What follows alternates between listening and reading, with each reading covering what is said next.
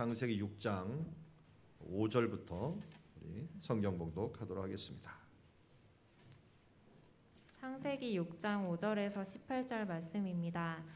여호와께서 사람의 죄악이 세상에 가득함과 그의 마음으로 생각하는 모든 계획이 항상 악할 뿐임을 보시고 땅 위에 사람 지으셨음을 한탄하사 마음에 근심하시고 이르시되 내가 창조한 사람을 내가 지면에서 쓸어버리되 사람으로부터 가축과 기는 것과 공중의 새까지 그리하리니 이는 내가 그것들을 지었음을 한탄함이니라 하시니라. 그러나 노아는 여호와께 은혜를 입었더라. 이것이 노아의 족본이라. 노아는 의인이요 당대의 완전한 자라. 그는 하나님과 동행하였으며 세 아들을 낳았으니 셈과 함과 야벳이라. 그때에 온 땅이 하나님 앞에 부패하여 포악함이 땅에 가득한지라. 하나님이 보신즉 땅이 부패하였으니 이는 땅에서 모든 혈육 있는 자의 행위가 부패함이었더라.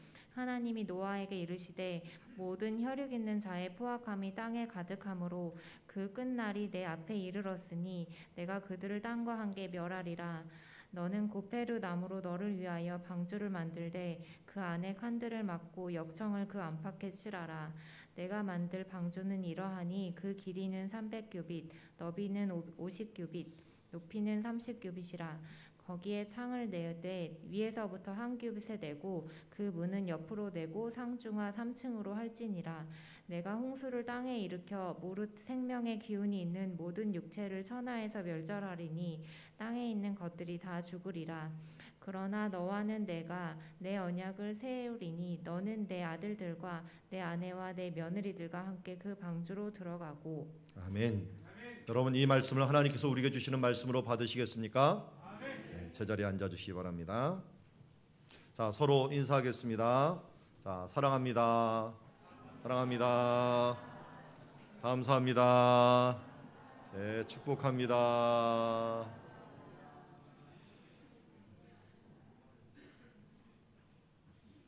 자, 오늘 우리에게 주신 하나님의 말씀은 창세기 6장 5절에서 18절 말씀. 우리 주보에도 나왔지만 원래 7장 7절까지도 우리 말씀이 포함이 됩니다. 너와 네 집은 방주로 들어가라 라고 하는 제목을 가지고 하나님의 말씀 보도록 하겠습니다.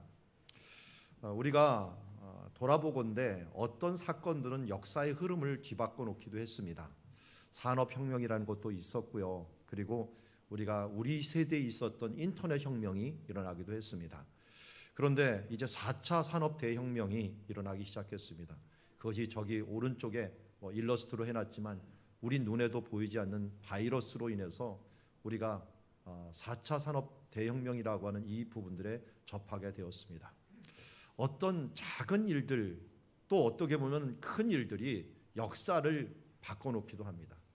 그게 보이는 것들로 이렇게 홍수로 일어날 수도 있지만 우리가 지금 접하고 있었던 두 가지 인터넷을 통하여 일어난 스마트폰 이런 혁명들, 우리가 지금 30년 전만 해도 누가 이걸 들고 다니면서 이렇게 보고 다닐 생각을 했겠습니까? 이거 우리 어렸을 때 생각 못했던 부분이에요. 그게 변화를 일어났고 세계적으로 연결이 되면서 이런 문화들이 일어난 것을 보게 됩니다. 저도 안식년을 했고 또 유학을 했지만 유학을 맨 처음에 할 때는 이메일이 처음으로 있다는 사실을 알았어요. 90년대 초였는데 미국 사람들만 이메일을 하고 있더라고요. 근데 이제 안식년 끝나고서 목회하고 또 안식년을 시작하려다 보니까 이 집에 들어가니까 모든 이게 휴대폰들이라는 게 다 가능하면서 집 안이 한국이 되더라고요. 그래서 요번에 갔더니 한국인들한테 물어봤더니 자기는 그냥 한국에서 산대요. 집안이 다 한국에 TV이고 인터넷이고 다 드라마고 뭐고 먼저 다 알아요. 뉴스도 다 그거 들어요. 옛날에 할 수 없이 이스라엘 거 듣고 외국 거 들었는데 이제는 그걸 들을 필요가 없답니다. 안에 있으면 다 한국처럼 모든 것이 다 연결이 된다는 거예요. 그래서 밖에 있는지 안에 있는지 모를 정도로, 외국에 있는지 우리 한국에 있는지 모를 정도로 집에 들어가면 딴판이라고 하는 거예요. 그래서 이런 세대가 돼버렸어요. 그런데 이번에 아주 결정적으로 세계가 하나 되는 하더니 이 바이러스를 통해서 역사의 흐름이 정말 많이 바뀌었습니다. 오늘 우리는 이런 역사의 흐름을 바꾼 최초의 사건이었던 지금 노아의 홍수를 보면서 노아의 홍수와 이 시대의 이 모습을 함께 보면서 우리가 어떤 모습으로 살아가야 될 것인가. 우리 얼마 전에 청년부 수련회가 있어서 여름 수련회 갔더니 이것을 가지고 코로나를 대입시켜 갖고 해석을 하더라고요. 뭐 너무 맞춘다라고 하는 느낌도 있었지만 의미가 있었던 것 같습니다. 특별히 우리가 포스트 코로나는 노아가 홍수에서 나온, 방주에서 나온 모습을 통하여 우리가 많이 배워야 됩니다. 그래서 이 모든 것을 통하여 우리가 돌아보기를 바라고요. 이제 5절부터 말씀을 보면 이렇게 됩니다. 여호와께서 사람의 죄악이 세상에 가득함과 그의 마음으로 생각하는 모든 계획이 항상 악할 뿐임을 보시고, 하나님께서 지금 사람을 보고 계시는데 사람의 죄악이 세상에 가득했다라는 거예요. 어떤 분들은 지금도 노아처럼 멸망할 때가 되지 않았을까라고 했는데 하나님의 그 한계치가 있어요. 도저히 이 시간은 참지 못한다. 근데 그 참는 것이 전 세계를 멸망할 만큼 그렇게 가득 차 있느냐? 그것은 아닌 것 같아요. 그런데 일부 지역은 그런 곳이 있어요. 일부 지역은. 그래서 소돔과 고모라처럼 도저히 하나님께서 참지 못하는 지역들이 있어요. 그런 데는 멸망을 주시는 때도 있습니다. 그러나 전 세계적으로 이 모든 것을 멸망할 때는 노아의 홍수밖에 없었어요. 그때 보니까 어떤 죄악이 대체 있었기에 봤더니 사람의 죄악이 세상에 가득했다라고 합니다. 그걸 또 다른 말로 그 가득함이 어떤 것이냐 봤더니 마음으로 생각하는 모든 계획이 항상 악했다. 하나님이 보신 게 뭐였어요 지금? 마음이었어요. 마음의 계획들이 어떻게 시작되는가 하는 걸 보았어요. 그래서 우리도 법적으로도 마찬가지죠. 결과보다는 동기가 중요하죠. 그거에 따라서 살인범도 어떨 때는 2, 3년 끝나고서 나오는 사람이 있고 평생 사는 사람들도 있어요. 하나님이 보시는 게 우리의 마음이에요. 그 마음에서 뭐가 나옵니까? 행위가 나와요. 오늘 11절부터 나오는 거 보니까 그때 온 땅이 하나님 앞에 부패했다. 마음의 생각이 악하다 보니까 하나님 앞에서 부패하고 포악이 땅에 가득했다. 이 포악이라는 말 내가 히브리어로 써놓긴 했는데 하마스라고 불러요. 하마스. 물론 여러분 팔레스타인 이 이슬람 저항 운동하는 사람이 하마스인데 원래 그런 뜻은 아니에요. 그런데 히브리어로는 하마스가 포악이라는 뜻을 갖고 있어요. 포악함이 가득했다. 죄악이 가득했다라고 하는데 이 마음의 죄악이 가득하다 보니까 마음의 생각이 입으로 나오고 그 입으로 나온 것들이 어떤 행동으로 나와서 포악함이 가득한 세상이 되었고 여기 또 보니까 보신지 땅이 부패하기를 끝이 없었다. 거기에 보니까 혈육 있는 자의 이제는 행위 자체가 다 부패를 해버렸다라고 얘기합니다. 그래서 모든 혈육 있는 자가 포악이 땅에 가득함으로 그 끝날에 내 앞에 이르렀다. 하나님은 결국 이런 죄가 가득하면 결론적으로 무엇이 온다고 얘기하고 있어요? 13절 끝에 보니까 내가 그들을 땅과 함께 멸하리라 라고 말씀하고 있습니다. 하나님께서 이렇게 멸하는 부분들을 예수님도 우리에게 비유로 말씀해 주셨어요. 특별히 마지막 말세에 대한 부분들을 예수님께서 마태복음 24장에서 말씀하실 때 홍수 전에 노아가 방주에 들어가던 날까지 사람들이 먹고 마시고 장가들고 시집가고 있으면서 홍수가 나서 그들을 다 멸하기까지 깨닫지 못하였으니 인자의 임함도 이와 같으리라. 제가 학부모 간담회를 할 때 개구리 이야기를 해드렸습니다. 개구리는 이게 우리처럼 항온 동물이 아니라 변온 동물이기 때문에 천천히 물을 데우면 뜨거운 줄도 몰라요. 그러다가 죽어버립니다. 우리들은 온도를 어느 정도 갖고 있고 느끼잖아요. 근데 이 개구리 같은 건 못 느껴요. 못 느끼니까 천천히 느끼면 자기도 모르는 뜨거운지도 모르고 삶아서 죽어버립니다. 꼭 우리가 죄에 대해서 그런 것 같아요. 죄가 계속되다 보면 마비가 돼버려갖고 이게 죄인지 양심의 가책이 없어지면서 이제는 더 이상 통제할 수 없을 정도로 돼버렸습니다.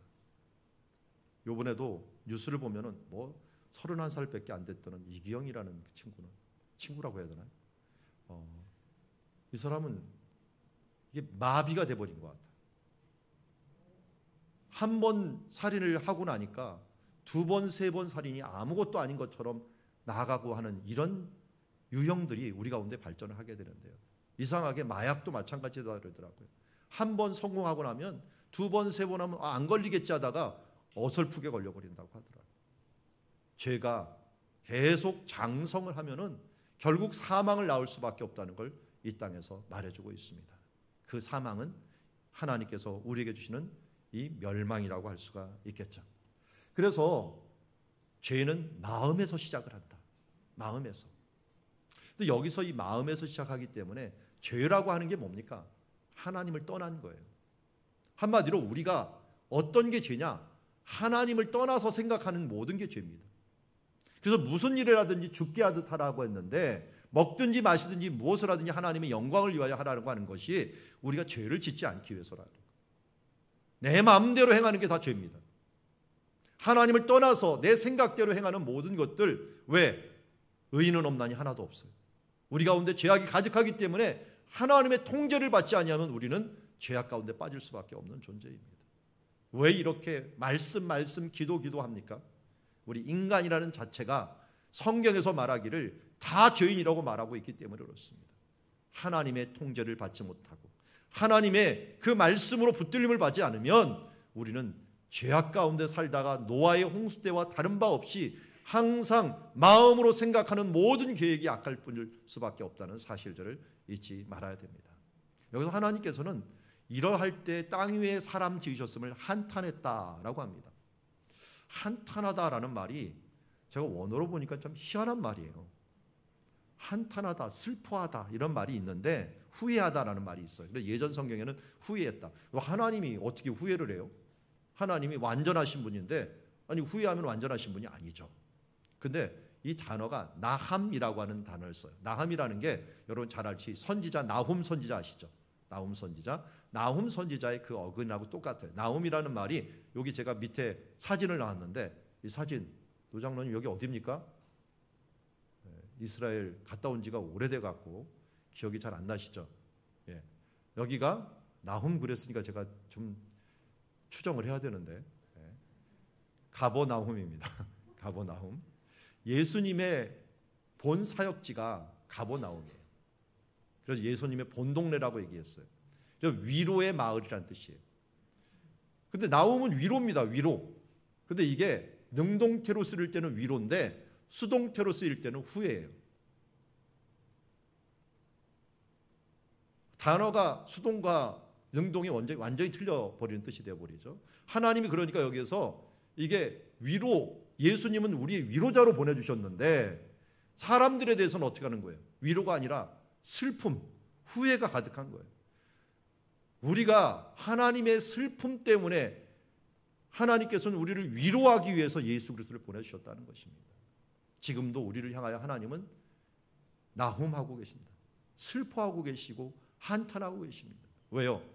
사람 지으셨는데 사람이 죄악 가운데 내 마음대로 행하는 것들에 대하여 한탄하고 마음에 근심까지 하시면서 이 근심이 쌓이니까 그 계획이 뭐였어요? 내 아들을 죽여서라도 이 근심을 해결할 수 있는 방법, 이 한탄을 해결할 수 있는 방법, 이것을 내가 만들어내겠다는 것이 하나님의 놀라운 계획이었습니다. 결국 이 죄악으로 인하여 하나님의 심판이 있다는 것, 땅과 하늘이 멸망하리라는 것을 우리에게 말씀하셨는데 이 멸망 가운데, 죄악 가운데 하나님은 항상 소망을 주십니다. 그게 뭐였죠? 은혜입니다. 죄 중에 은혜가 더하도다. 죄가 있으면 은혜가 더하고 어둠이 어두울수록 빛이 그 밝기가 더합니다. 예수님께서 오셔서 바로 갈릴리에 가셨는데 그때 마태복음 4장에서는 뭐라고 얘기했습니까? 큰 빛이 흑암 중에 비추었다라고 얘기하고 있습니다. 갈릴리는 흑암처럼 어두운 동네였는데 그곳에 큰 빛 대신 예수님께서 오셨다는 것입니다. 하나님의 은혜가 이제 나타났는데 노아라고 하는 사람에게 나타났습니다. 노아에게 은혜를 베풀어 주셨습니다. 오늘 6장 8절에서는 그러나 노아는 여호와께 어때요? 은혜를 입었더라. 원어적인 표현은 조금 틀려요. 노아는 발견했다 은혜를 눈의 여호와의, 이렇게 돼 있어요. 순서대로. 그러니까 우리가 그냥 보면 그냥 문자적으로 하면 이 노아는 여호와의 눈에서 은혜를 발견했다, 이렇게 나와 있어요. 우리가 은혜를 입었는지 안 입었는지를 어떻게 알까요? 기도하다 보면 하나님의 은혜가 느껴져요. 이게 뭐냐면 하나님의 은혜를 발견하는 거예요. 여러분, 이런 사람은 하나님의 은혜를 받은 거예요. 한 해 동안 지나오면서 하나님의 은혜를 느꼈다, 찾았다, 발견했다, 내가 은혜를 받은 거예요. 하나님을 입은 자들인 거예요. 아니, 그렇지 않은 사람은 은혜를 아예 느끼지도 못하고 발견하지 못하는 사람은 은혜를 입지 못한 사람들이에요. 그런 사람들은 완악한 사람들이죠. 결국은 하나님의 은혜를 입지 못하는 사람이 되어버린 겁니다. 여러분, 하나님의 은혜가 우리 가운데 있습니까? 하나님의 은혜를 2022년 나는 부족하고 나는 연약해도 하나님의 은혜가 여러분 가운데 있었습니까? 조금이라도 그게 있었으면 우리는 은혜를 발견한 겁니다. 그러면 그 순간 하나님을 은혜를 입은 사람이 된 줄 믿습니다. 그런 사람을 구절에서 뭐라고 얘기하느냐? 의인이라고 얘기합니다. 너희가 그 은혜로 인하여 믿음으로 말미암아 구원을 얻었으니, 믿음은 그냥 오는 것이 아니라 은혜에서 옵니다. 은혜에서 우리가 믿음이 오니 믿음으로 말미암아 의인되는 구원을 얻게 되는 것입니다. 우리는 완전하지 않습니다. 그런데 하나님께서는 우리를 향하여 너는 완전한 자라고 칭해 주십니다. 그 은혜를 받고 믿음으로 살아가는 자들에게 너는 이제 완전한 자다, 너는 하나님의 자녀라고 칭해 주시는 것입니다. 이런 자들에게 마땅히 따라야 되는 행동들이 있는데, 그게 뭐냐면 그는 하나님과 동행하였더라. 여러분, 노아 앞에 조상이 에녹이라는 사람이 있어요. 아시죠? 에녹은 특징이 뭡니까? 딱 보면 죽지 않은 사람, 죽음을 맛보지 않고 하늘에 올라간 사람인데, 노아와 에녹의 공통점이 뭡니까? 하나님과 동행이에요. 동행이라는 말을 너무 어렵게 생각해요. 걸었다. 에덴 동산에서 아담과 하와가 항상 저녁이 되면 여호와와 같이 거닐었다라고 하셨어요. 하나님과 거닐었다, 하나님과 함께 걸었다. 이것이 의인의 삶이요 완전한 자의 삶이다라고 말합니다. 그런데 동행하였다, 걸었다, 행하였다, 이렇게 얘기하는 것들 얼마 정도 동행했는지 아십니까? 6장 3절에 보니까 하나님이 심판을 선포하면서 이렇게, 그러나 그들의 날들은 120년이 되리라.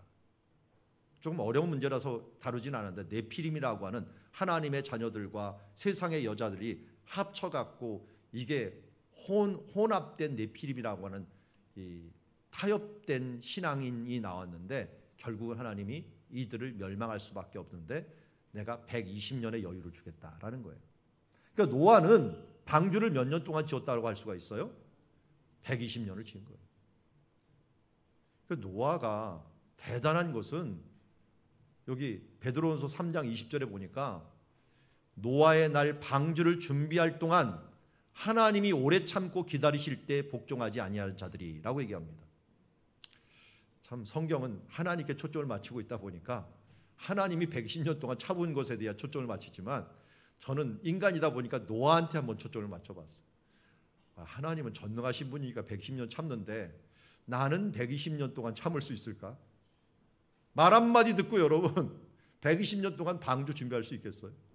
중간에 이게 의심이 오고 이거 내가 해야 되나 말아야 되나 하는 것들이 오지 않겠어요? 아브라함은 어땠어요? 아브라함 보고 이삭을 드리라고 했을 때 어떻게 했어요? 여러분, 아브라함한테 이삭을 드리려면 드릴 수 없었을 거예요. 특히 여자분들 이거 못합니다. 남자처럼 냉정하니까 좀 할 수 있지. 이거 그래서 아브라함도 사라한테 얘기 안 했어요. 사라한테 얘기했다가 이제 끝장나는 거예요. 못 간다 그래갖고 붙잡고 그냥 끝나는 거예요. 그런데 아브라함은 갔어요. 그래서 교역자회에서 이 말씀을 보다가 아브라함과 노아의 순종을 한번 비교해 보자 그랬더니 한 전도사님이 아주 기가 막히게 비교를 하더라고요. 순종에 있어서 노아의 순종은 이건 행군과 비슷하다. 100km 행군하고 비슷하다. 그런데 아브라함의 순종은 화생방이다고요. 화생방. 군대 안 갔다 온 사람들은 모르기 때문에 여자 버전으로 나가겠습니다. 여자 버전에 아브라함의 순종은 해산의 고통이다. 그렇지만 노아의 순종은 육아의 고통이다. 조금 이해가 되십니까? 예. 짧고 굵게 갈 거냐, 길게 계속적으로 갈 거냐 하는데 노아는 120년 동안 순종을 한 거예요. 물론 그 중에는 하나님이 더 참으셨죠. 노아는 그동안 뭐 하고 있었습니까? 그러면 베드로후서 2장 5절에 옛 세상을 용서하지 아니하시고 오직 의를 전파하는 노아와 라고 얘기하고 있어요. 뭐 하고 있었어요? 의를 전파했어요. 지금 그림에 나왔지만 사람들 앞에 어떻게든지 하나님의 심판이 있다, 회개하고 돌아와라, 이 배에 오르라 하면서 그렇게 이야기를 했는데 그 의를 전파했는데 그것을 듣지 않았다는 것입니다. 결국 노아가 은혜를 받을 수 있었던 것은 그 말씀을 잘 지키고 행하였기 때문에 그렇습니다. 그러면서 은혜를 입고 그 은혜 입은 자답게 살았던 모습을 보게 됩니다. 결국은 하나님께서는 그에게 모든 육체를 멸할 것이라고 얘기해놓고서 18절에 보면 이렇게 이야기하고 있습니다. 우리 같이 읽어볼까요? 시작. 그러나 너와는 내가 언약을 맺으리니 나는 내 아들들과 내 아내와 내 며느리들과 함께 그 방주로 들어가고. 이제 하나님의 언약을 맺습니다. 어떻게 이 언약은 일방적인 언약이에요. 하나님께서 주도적으로 합니다. 이상하게 하나님의 언약은 주도적입니다. 왜냐하면 우리가 잘 못 지킬 것 같으니까 하나님이 선수를 쳐버려요. 그리고 너희들은 최소한의 것만 해라. 그냥 들어오기만 해.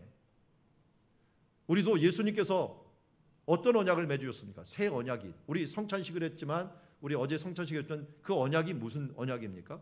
피 언약인데 예수님께서 대신해서 우리를 위하여 십자가에 죽으셨어요. 그리고서 너희들은 뭐만 하라? 믿기만 해라. 한마디로 너는 방주로 들어오기만 해라. 피가 있는 그 문설주에 있는 그 안으로 들어오기만 해라. 이게 유월절 언약이었고, 이제는 너희를 위하여 피 흘리신 예수 그리스도 그 믿음 안에 들어오기만 해라. 영접하는 자, 곧 그 이름을 믿는 자들에게는 하나님의 자녀가 되는 권세를 주실 것이다. 노아에게 주었던 언약이나 유월절에 주었던 언약이나 오늘 예수를 통하여 우리에게 주신 언약이나 똑같습니다. 믿음으로 너희가 한 발만 내디뎌서 그 안에 들어오고 그와 함께 머물기만 하면, 그 방주로 들어오면 내가 그 언약대로 구원을 베풀겠다라고 얘기합니다. 이게 은혜의 언약이고 이것이 하나님께 주시는 은혜인 줄 믿습니다. 이제는 우리가 어떻게 나가야 됩니까? 노아가 행한 것처럼 우리도 해나가야 됩니다. 노아가 그와 같이 하여 하나님이 자기에게 명하신 대로 다 준행하니라. 다 준행하니라. 여러분, 준행하다는 말이 순종이라는 말로 번역이 돼요. 그러니까 순종이라는 말이 재미있게 성경에서는 두 가지로 우리에게 번역을 하는데, 듣는다, 잘 하나님의 말씀을 이렇게 듣는다, 좀 말 좀 들어라 하는 게 순종하다는 거예요. 순종하다는 것. 그리고 행한다라고 하는 게 순종으로 우리가 번역이 되었습니다. 행한다. 그런데 어떻게 행하는 거예요? 명령하신 대로 다 준행하니라. 여러분, 이 명령하신 대로라는 말을요, 출애굽기에 넣어서 제가 쳐봤더니 26번이 나와요. 26번이. 그러면서 이렇게 7장 6절에 제일 처음에 나오는데, 모세와 아론이 여호와께서 자기에게 명령하신 대로 행하였더라 하면서 애굽부터 행했는데 나중에 성막을 만들 때는 명령하신 대로 되니라 하면서, 이 모세가 훌륭한 이유는 딱 한 가지였어요. 하나님의 말씀을 듣고 그 말씀 명령하신 대로 행한 거였어요. 노아가 하나님 앞에서 훌륭한 것은 그 말씀을 믿고 순종한 거예요. 믿음과 순종은 우리가 뗄래야 뗄 수가 없는 거예요. 진짜 믿음을 행하는 거고요, 순종하지 않았다는 걸 안 믿은 거예요. 그냥 설 믿어버리면 순종도 못하는 거예요. 온전히 믿으면 온전한 순종이 함께 오는 거죠. 노아는 그래서 자기의 명하신 대로 다 준행했고 어떻게 됐어요? 너와 내 온 집은 방주로 들어가라 했더니 방주에 들어갔습니다. 여러분, 이 방주가 무엇입니까? 방주는 실제적으로 가정 예배를 드리는 노아의 가정이었습니다. 노아의 집이었습니다. 다른 사람이 안 들어갔으니 노아의 집이었죠. 노아의 가정이었어요. 오늘 성경은 우리에게 동일하게 얘기합니다. 너와 내 집은 방주로 들어가라. 가정교회를 만들고 그 가정교회 안에 들어가라. 믿음의 그 장소로 하나님이 명령하신 명령대로 행하여 그 안에 들어가라고 말씀하고 있습니다. 이제 그 안에 모두 가정교회로 들어가서 그곳에서 심판이 있다는 것을 기억하고 하나님의 은혜를 헛되이 받지 말고 그 은혜대로 믿음을 가지고 순종하는 주님의 자녀들이 되어라 라고 말씀하고 있는 겁니다. 오늘 우리가 본 말씀을 너무나도 잘 정리한 것이 히브리서 11장 7절 말씀인 것 같아요. 우리 히브리서 11장 7절 같이 한번 큰 소리로 읽어보겠습니다. 시작. 믿음으로 노아는 아직 보이지 않는 일에 경고하심을 받아 경외함으로 방주를 준비하여 그 집을 구원하였으니 이로 말미암아 세상을 정죄하고 믿음을 따르는 의의 상속자가 되었느니라. 아멘. 우리 D6의 정신이 뭐냐? 여호와 경외입니다. 오직 유일하신 여호와 그분을 두려워하고 그리고 그분이 우리를 사랑했듯이 우리도 주님을 사랑하는 삶으로 나가는 것입니다. 경외함으로 이제 우리는 방주, 우리 가정교회를 준비해 나갑시다. 그리고 그 집의 구원을 노아가 이뤘듯이 우리의 가정의 구원을 이루고 이로 말미암아 우리가 모델이 되는 교회가 되기를 원하고 모델이 되는 가정이 되기를 원합니다. 그래서 믿음을 따르는 의의 상속자들이 지속적으로 이어지는 그 사랑들이 명문가로서 이어지는 주님의 자녀들이 되기를 원합니다. 자, 우리 서로에게 인사할까요? 우리 명문가를 만듭시다. 신앙의 명문가를 만듭시다. 예, 올 한 해 그 일을 이루내시는 주님의 자녀들 되기를 주의 이름으로 축원합니다. 기도하겠습니다. 하나님 아버지, 노아가 심판의 때 은혜를 입었습니다. 주님, 이 세상은 심판을 향하여 가고 있습니다. 우리 또한 하나님의 은혜를 입게 하심을 감사합니다. 작은 은혜들을 느끼게 하시고 깨닫게 하시고 보게 하시고 찾게 하여 주심을 감사합니다.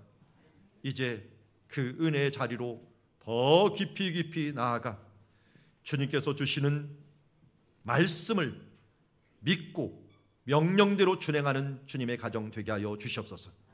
특별히 노아가 방주로 들어간 것처럼 이제 우리도 믿음의 방주, 믿음의 가정을 만들어 그 안에 들어가 이 코로나 시대 때 오직 유일하게 통제받지 않았던 가정, 그 소중함을 다시 한번 느끼고 우리의 가정이 믿음의 가정으로 믿음의 방주로서 주여 세워지는 일들에 올 한 해도 최선을 다하여 나아가게 하여 주시옵소서. 예수 그리스도 이름으로 기도드리옵나이다. 아멘. 이제는 우리 주 예수 그리스도의 은혜와 하나님 아버지의 극진하신 사랑과 성령의 교통하심이 오늘 믿음의 방주를 만들고 그 안에서 대대로 믿음의 가문을 이어가며 의의 상속자를 내는 신앙의 명문가를 만들고자 하는 사랑누리 가족들 위해 이제로부터 영원토록 함께 계실지어다. 아멘.